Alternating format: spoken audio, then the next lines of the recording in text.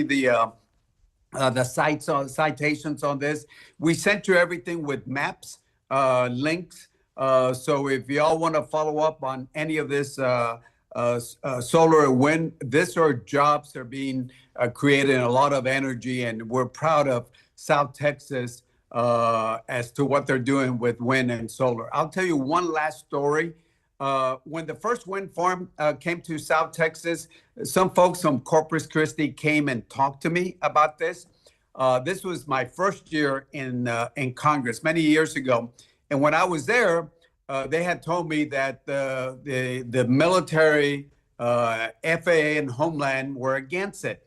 So I brought in the Department of Defense, I brought in Homeland and the FAA, and they basically said that they couldn't support it because it would affect security and other things, the radars and all that. And they said the propellers, the turbines would cause some problems. And I still remember, it's a little joke that I used on it, where I said, look, if you see something moving around like this and it's moving forward, it's probably an airplane. If you see something moving and it's not moving and it's stationary, it's probably a wind farm. So I think problem solved. They were not in the mood of joking around, but guess what? We kept pushing, and through our insistence, this folks from Corpus Christi set the first wind farm through my help in South Texas. And now in South Texas, we're seeing the boom of wind farms, and of course now solar. And so I've been involved in this for a long time, even though I support oil and gas, and I support all of the above to make sure that we're independent when it comes to energy. With that, I'm up here in DC. I'll take a few questions, and Fernanda will go one by one. Be happy to talk about the shutdown. Be happy to talk about clean energy in South Texas. Yes, hello, Congressman. This is Frank with KVEO. Quick question. Do you think that the shutdown could end this week? I don't think we're seeing that this week. I wish it would be this week, unless if something happens. There are some conversations going on, but I think the problem is one side thinks they're winning, the other side thinks they're winning. And when both sides are winning, it's not good.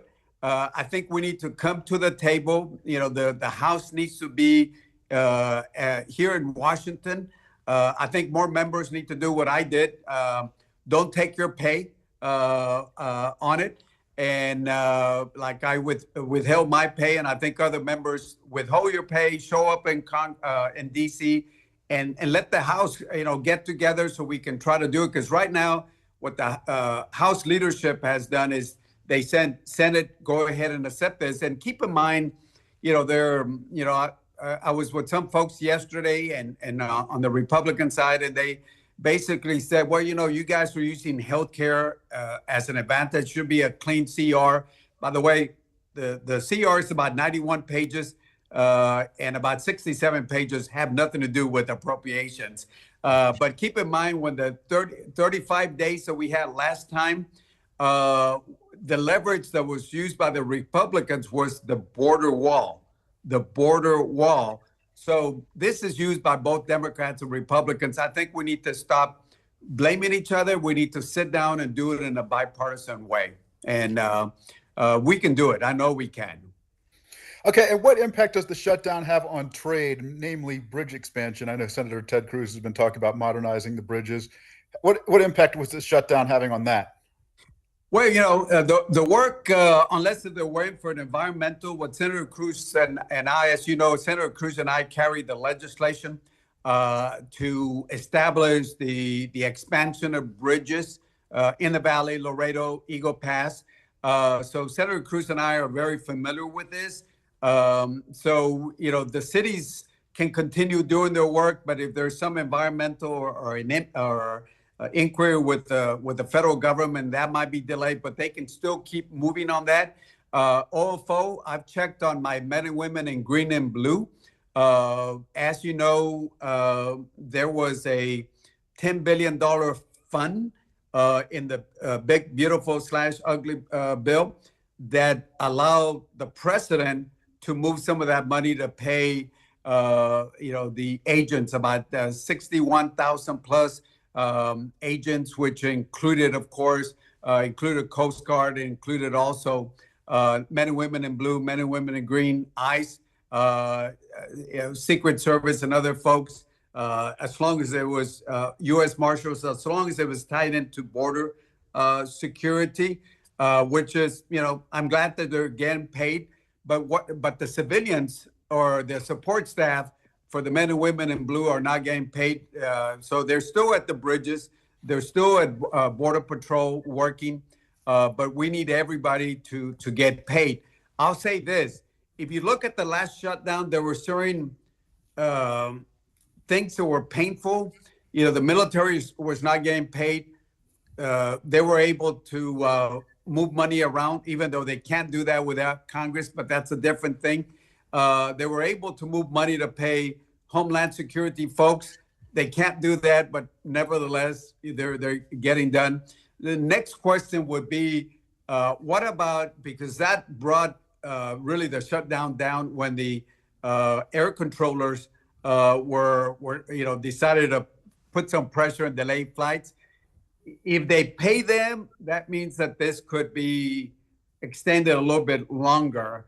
I've heard from some folks November 1st, because November 1st is the open enrollment for healthcare, and folks are going to start seeing healthcare. And I've seen some charts and some maps that in the red districts, a lot of those folks depend on the affordable healthcare. Over 22 million people in my district, 113,000 people might see their insurance premiums go up.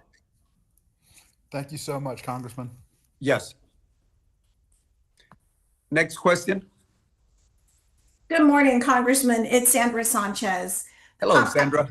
Good morning. I wanted to clarify something you just said with Frank. You're saying that Border Patrol agents, ICE agents, CBP officers are getting paid from money, $10 billion that was moved over. I had not heard that before. And then I actually want to ask my question, but I just want to clarify. That's what you just said? That is correct. In the big, beautiful bill, there was a fund, and I wonder if they had this in mind, that talks about reimbursements for border security. Now, it's interesting, and please be careful how you quote me on this. I don't know if that $10 billion is what the state of Texas was supposed to get. I don't know about that. I don't know, but there is a $10 billion.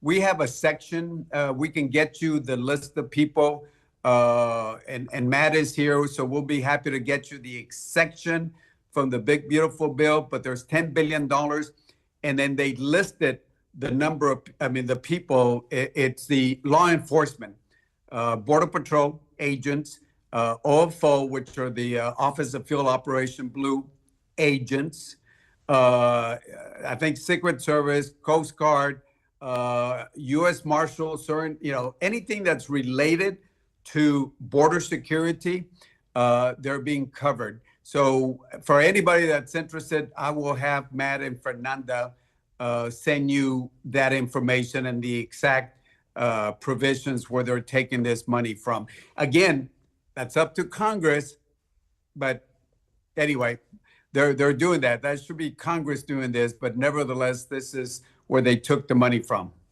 And I'm glad that Border Patrol, those folks are getting paid, but what about the other folks that are not getting paid? Okay. And sir, can you hear me? Yes, I can. Okay, sorry. And I did want to ask you, sir, about any cuts. Being on the Homeland Security Subcommittee, do you know of any cuts to border security at this time? And perhaps how much Kristi Noem is spending on this new Operation River Wall, using 100 boats on the Rio Grande here in the Rio Grande Valley? Is this necessary? Can you give us any cost information? Yeah, well, first of all, as to specific cuts, there were some Homeland and military were really not cut in certain areas, but there were some centers of excellence, with some of our Texas universities that were affected. I think they're still working on that. We've been trying to convince the administration not to cut those centers because it affects like Texas A&M and folks like that. To the big beautiful bill, as you know, the last time we had a government shutdown was the administration wanted more money for the border wall. That was the reason. And remember, right now they're saying, hey, don't talk about anything except for the shutdown or clean CR. Well, last time it was the border wall. So let's be fair. Democrats are using healthcare now. The last shutdown for 35 days was over the border wall. They wanted more border wall. This time they added $46 billion of border wall. And as you know, the smart wall, there's a link. If y'all haven't seen that, I'm sure y'all have. It has the projects, how much of the water buoys they're going to use, where they're going to use fencing and they gave different areas. Already. This is the first, $4.5 billion of being used. So they seem to, have that money for that type of border security. But if you keep in mind, I'm against the border wall. I'll support technology. I'll support more boots on the ground. I'll support getting rid of Carrizo Cane. But the numbers went down without building a single mile of border wall. It was two things that really brought the numbers down. One, you get Mexico and the other countries to really do more work and stop people from coming in. But the second thing, which I mentioned to the Biden administration, and they just wouldn't listen, was you gotta have repercussions. You get somebody, and if they don't qualify, send them back right away. Deport people, deport. Not Title 42, but Title 8. And you let people know that you're deporting people back like Secretary Jay Johnson and Obama did back during that administration. It worked for Obama, and it's certainly working for President Trump. Different ways of doing it, but it's still the same result. But the border wall, or monies that they have, and I mentioned this border security, the big, beautiful bill, they put a lot of money for defense and for homeland. Finally, so sorry. The reports that Kristi Noem wants to spend $170 million on a Gulfstream jet for herself and other DHS officials. Is this necessary at this time? How do you feel about this? Yeah, and again, that is something that I'm going to ask Homeland. I've been tied up with healthcare and SNAP and all that. That is over our jurisdiction. And we will be talking to our committee staff to get a lot more information on that. Thank you, sir. Thank you, Sandra. Next question. Buenos días, congresista, ¿cómo está? Camila con Univision y Fox. Quería hacerle una pregunta también un poquito a lo mejor alejado de lo que estaba diciendo, pero justo como lo estábamos comentando, ¿no? También sabemos que ha habido presencia de la Guardia Costera lanzando un operativo, también además de alguna otra militarización en esta frontera en específico, en esta zona aquí en el Río Grande. ¿Cuál es su pensar sobre esta situación? Y si podría decirme lo mismo en inglés también. Gracias. Sí, cómo no. Bueno, es importante tener diferentes niveles de seguridad, Border Patrol, las personas en los puentes. Y en el pasado yo he empujado traer la Guardia Costal para ayudar también. No nomás para parar personas, pero parar las drogas que están entrando a los Estados Unidos. Es que si siguen las reglas que tenemos, es algo que yo apoyo.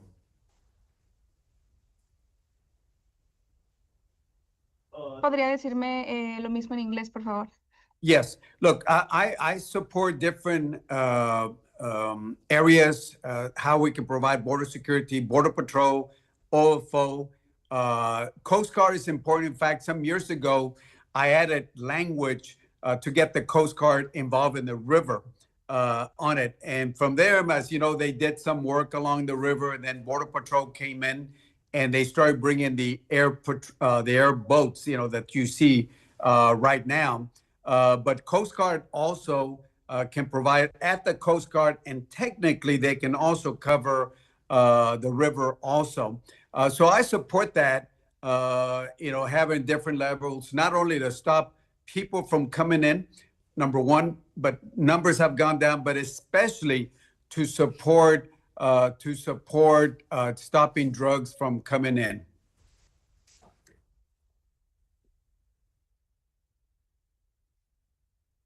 Next question.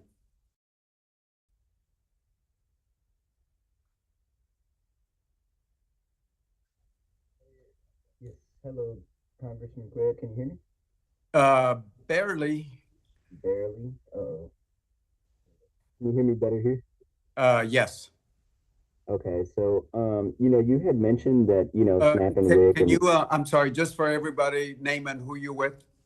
oh yes, my apologies. Kobe Arrega with KGNS. Okay. Before I start, would it be possible to get a comment in Spanish and English for this matter? Sí, cómo no. Thank you.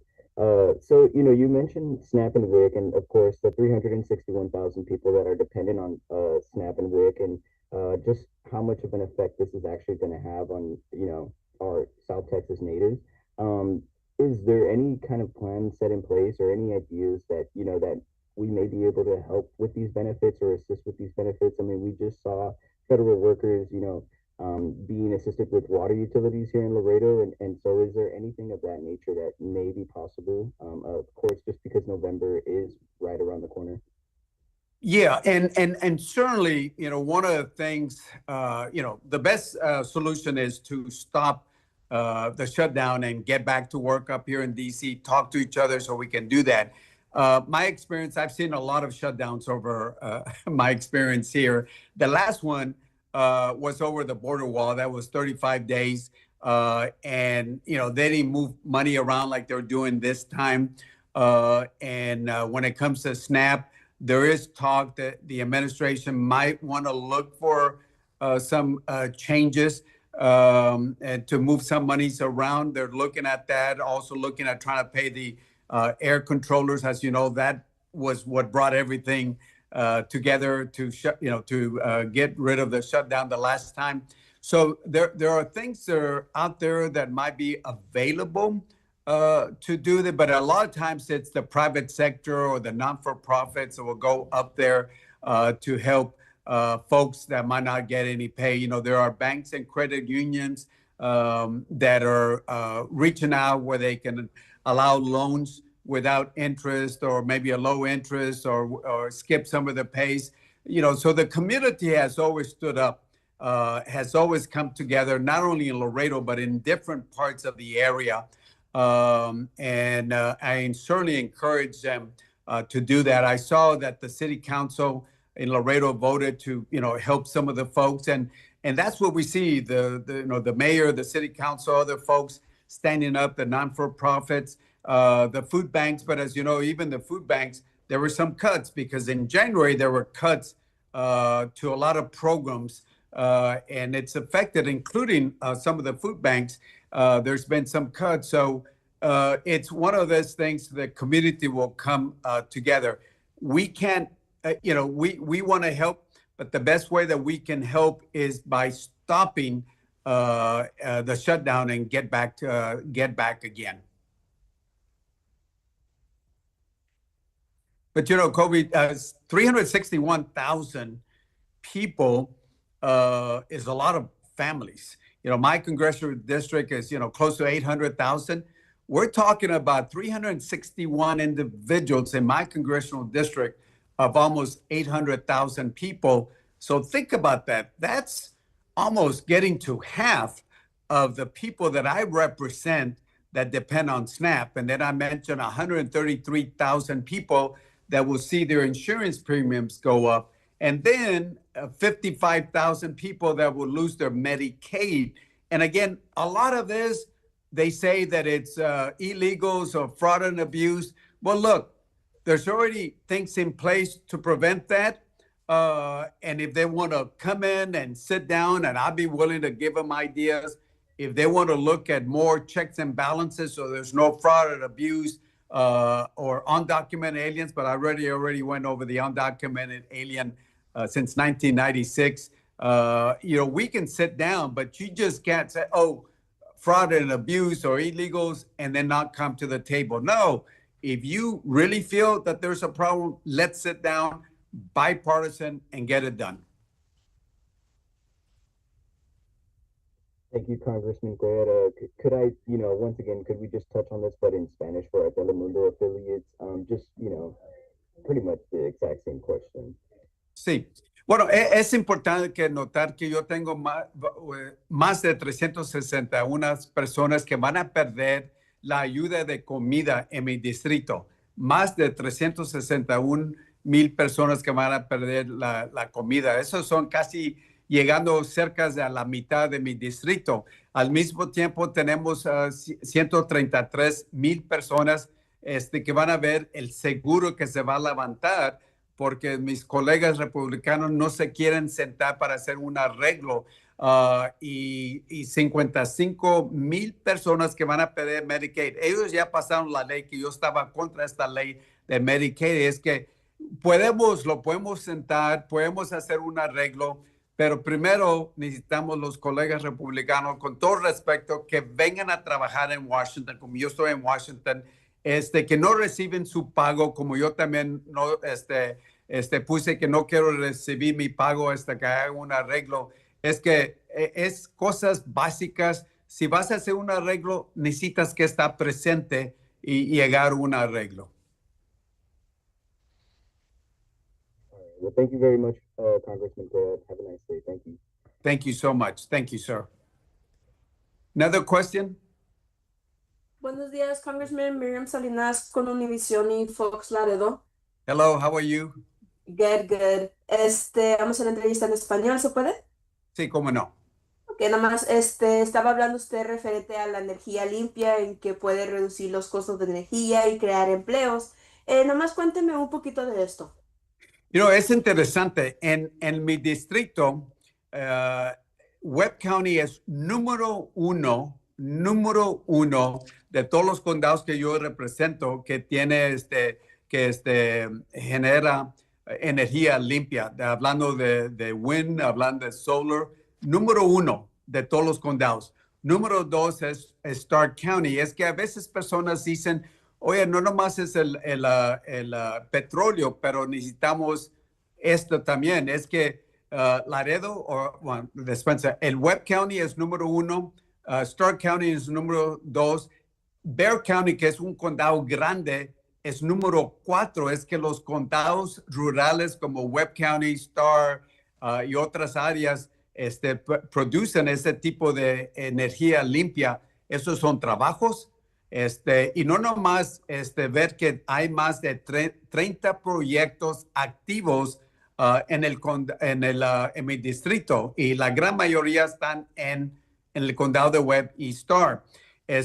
Y también vienen 18 proyectos nuevos para el distrito que incluye Webb, Zapata y otros condados. Es que nosotros apoyamos el petróleo, los trabajos, gasto de energía. Si van a comprar gasolina, vemos que la gasolina está muy baja, que es bueno. Pero también la energía limpia, el condado de Webb, hay energía de petróleo, pero también hay energía limpia en Webb, Zapata y en el sur de Texas.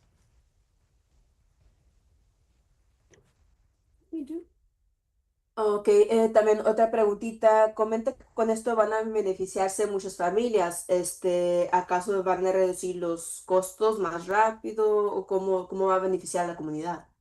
Sí, cuando hay más proyectos nuevos en el condado de Webb, que vienen más, y en el sur de Texas, Zapata y otras áreas, hay 30 proyectos activos ahorita en el sur de Texas, un número grande en Webb County, pero también vienen 18 más proyectos. Es que estamos hablando de 48 proyectos de wind y solar limpios en mi distrito, la gran mayoría Webb, Starr, Zapata, Jim Hogg, esa área.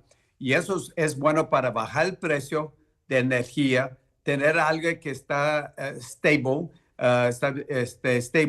Y la otra cosa es, pues trae mucho dinero para nuestra área, porque tenemos los ranchos y las áreas rurales que están, no nomás tienen petróleo, pero ahora tienen wind y solar también. Webb County, toda la área más grande que Bexar County, otra. Webb County, el condado de Webb es número 1. Número 2 es el condado de Starr. Y número 3 es Zapata. Es que los condados en la frontera, Webb, Starr y Zapata son número 3 en mi distrito. Thank you, Congressman. Thank you.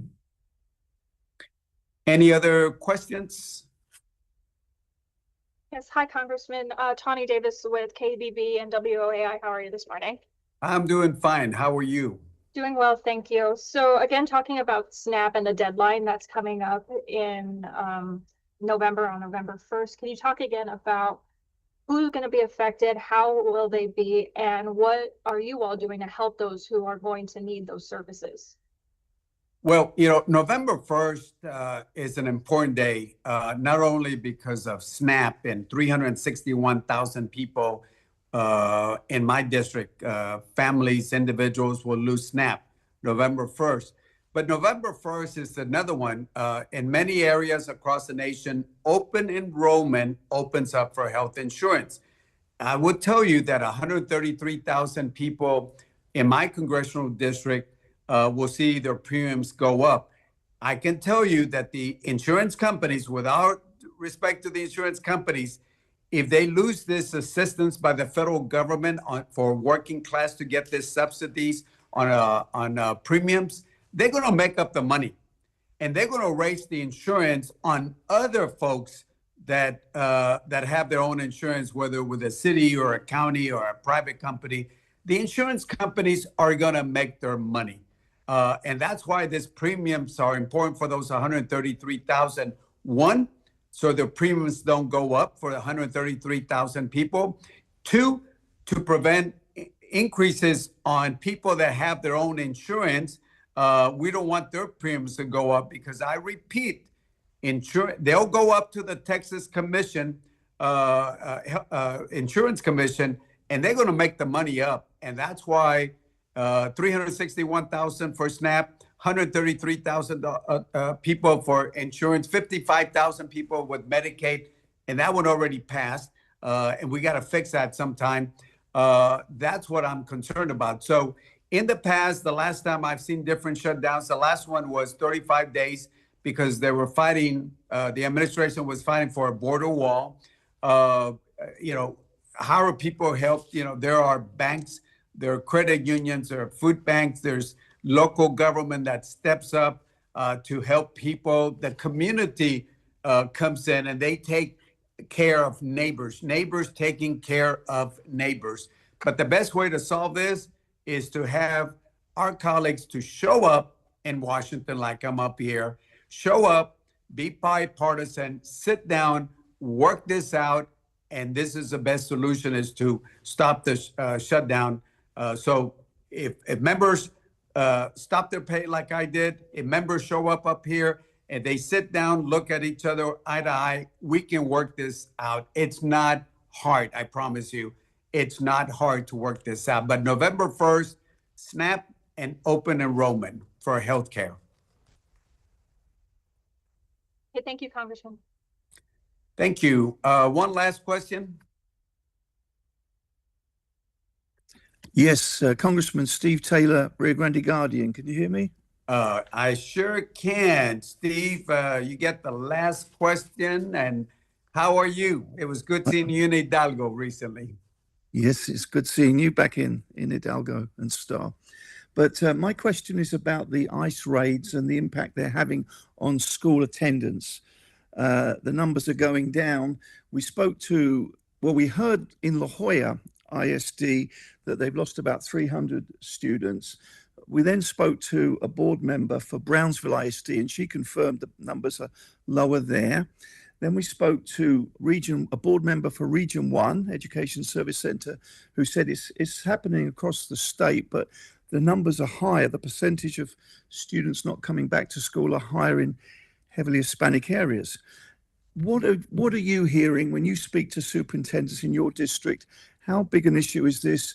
Is it something you've heard as well? You know, you just brought up a good topic that I will call my superintendents and ask them that question.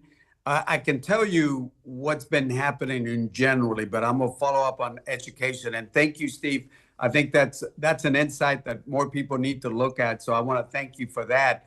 Look, I support ICE. I support when they were going after criminals. I support them going after people that are a risk to the national interest. I support them when they're going after people that have final deportation orders. If the administration would have just stopped there, I think this would have been they would have got broad support, including from members like myself. But when they started going over people that have no criminal records, have families have been here, might have mixed family. By that, I mean, somebody might not be here with the right documentation, but their kids were born here. People that are working, they're providing to the local economies. I think that's too much, and I think they need to look at that carefully before they go on that. I know I've talked to business people that have said we can't find workers, we can't do, we can't find people to do our work, so it's affecting the local economy. Even people from Mexico, and I've talked to folks that they're afraid to come in because they might say, well, they might stop me for whatever, and so that's even slow down some of the people that would walk over and shop and all that. So it's had a ripple effect.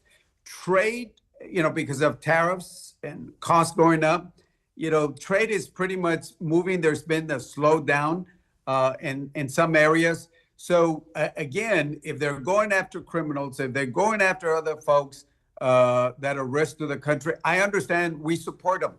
But that when they're going after that has a ripple effect economically. And I'm going to follow up on your insightful point about, the kids also. And as you know, less kids going, less ADA, average daily attendance for the school. So the schools will lose money from the state also. So I will follow up with that, Steve, and love to follow up with you on that. I will call my superintendents and ask them that question. About the children, the students could be US citizens and often are, but the mother perhaps is not a US citizen, and for fear of being separated from the students and being rounded up herself, she's keeping them out of school. Some of them are returning to Mexico. This is what we've been told by school board trustees. Yes, sir. And again, good point. I will follow up and like the mixed families that I talked about where the kid might be a U.S. citizen, but the parent might not be one of the parents or two are not, and they're afraid to be separated. And so I will follow up, and that is a good point. I've been focusing on the business aspect of it, talking to business people, but I'm going to follow up on the educational part itself. Thank you, Steve. With that, Fernanda, if y'all need any specific info on the clean energy, and remember, South Texas, good news, we're leading in energy, wind, solar, and battery storage. Battery storage, there's different projects and more coming in on battery storage and wind. So 30 active projects, Webb #1, Star #2, Zapata #3 in my congressional district. And then from there, we want to work on this shutdown. We want to continue working. I'm here in DC. In fact, for the folks in Laredo, this is interesting. I got meetings on businesses that are coming in and other folks. But at 1:30 my time, I actually have some kids from Mary Hill. It's a school in Laredo. Their tour was canceled. But I decided to do the tour. The only way they can do a tour is if a member of Congress does the tour. So I'll be doing a tour myself, personally with some of the kids. I want to make sure that this shutdown doesn't affect those poor kids that already planned their trip. And I want to help the kids. So for the Laredo media, love for you to follow up with Mary Help, because we wanted to make sure those kids' dreams were not dashed by the shutdown. So with that, I want to say thank you. I'm up here in DC at the end of the week. I'll be back. If y'all need anything, please let me know. But otherwise, we'll see you. Thank you so much. Fernanda and Matt will follow up if y'all need any specific information on SNAP numbers, healthcare, Medicaid. Please let us know. And Steve, thank you for that question. I'm going to follow up. I've done the economic part, but I'm going to follow up on the educational impact. Good point. With that, thank you. God bless. See you soon. Thank you for joining us today, everyone. That will conclude today's conversation with Cuellar. If you have any questions or follow-up, please refer to the main chat for mine and Matthew's contact information. With that, take care and thank you.